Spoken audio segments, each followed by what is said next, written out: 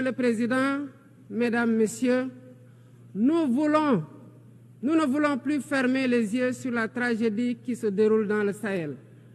Des groupes terroristes sèment la terreur, pillent, tuent les populations civiles innocentes.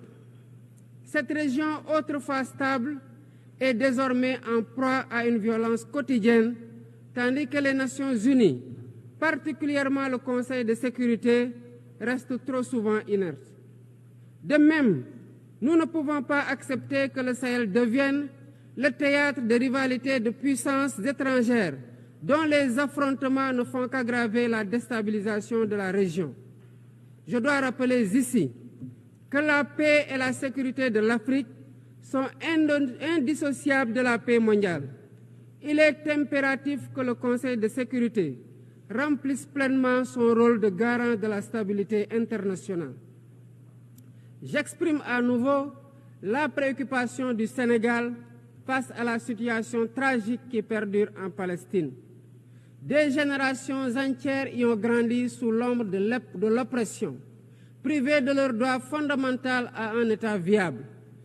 Le Sénégal, en tant que président du Comité pour l'exercice des droits inaliénables du peuple palestinien, appelle à un cessez-le-feu immédiat et durable.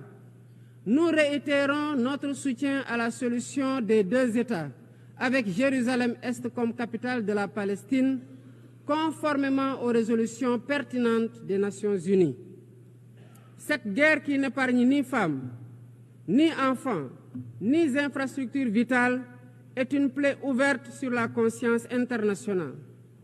Il est impératif que le droit international humanitaire soit rétabli dans toutes les zones de conflit et que les Nations Unies jouent pleinement leur rôle de médiateur et de garant de la paix.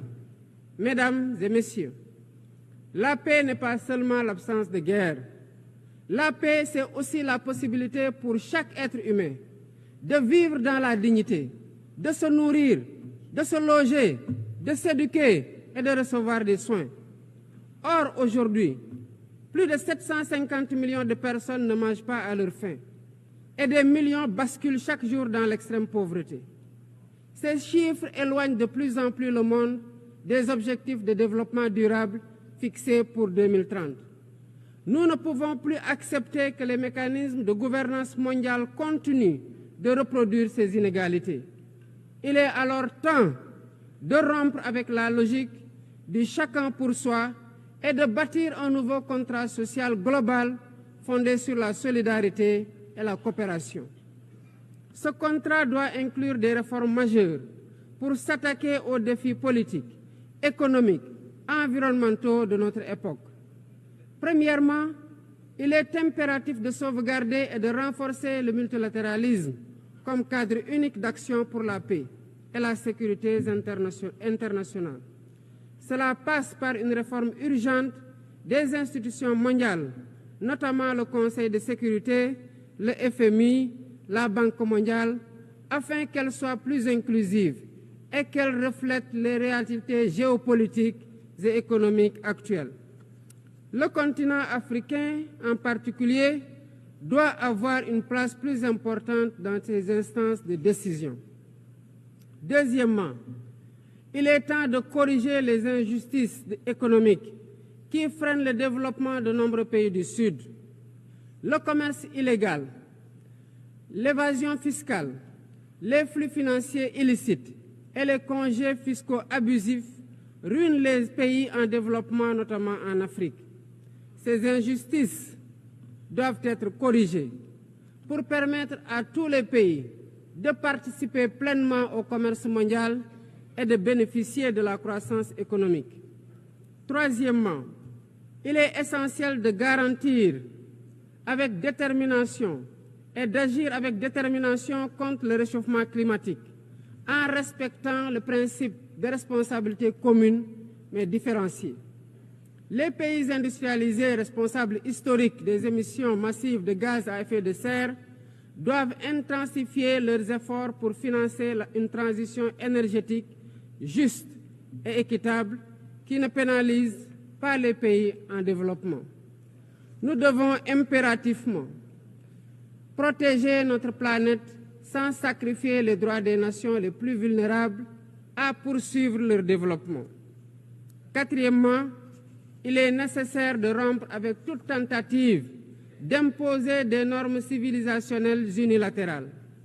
Depuis son indépendance, le Sénégal a toujours défendu l'égale dignité des cultures et des civilisations. Et cette diversité doit continuer à être la base de la coexistence pacifique entre les peuples. Aucune nation ne devrait imposer aux autres ses pratiques ou ses valeurs comme normes universelles. Le respect des différences est le fondement de la stabilité et de la paix dans le monde.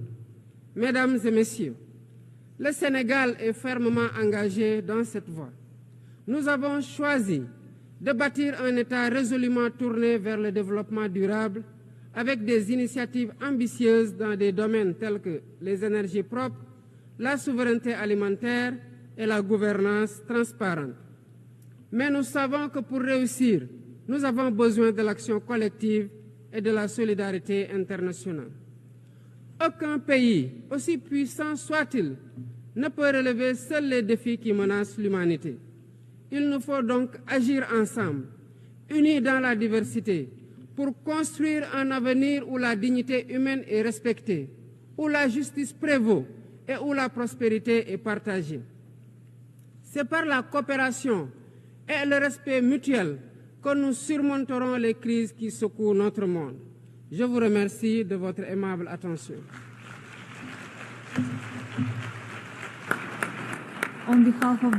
Au nom de l'Assemblée, je remercie le président de la